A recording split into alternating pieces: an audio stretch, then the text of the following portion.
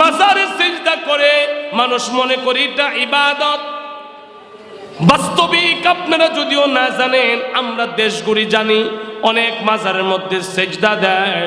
আপনি যদি আরে ডাইরেক্ট গিয়া সাথে সাথে জিগান, ওই মিয়া সিজদা দেওয়ার জন্য কপাল বানাইছে একমাত্র আল্লাহকে সিজদা দেওয়ার জন্য, মাজারকে সিজদা দিলা কেন?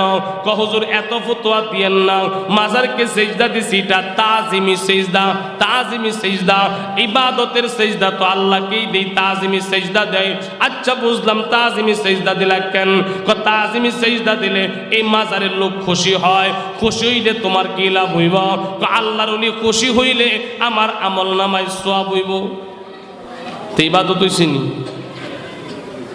আমার ভাইয়েরা, ওরা মনে করে এটা ইবাদত, কিন্তু আল্লাহর নবী আপনার উম্মত ইবাদত মনে করে কাজ করবে, কিন্তু ইবাদত হবে না, গুনাহ হবে।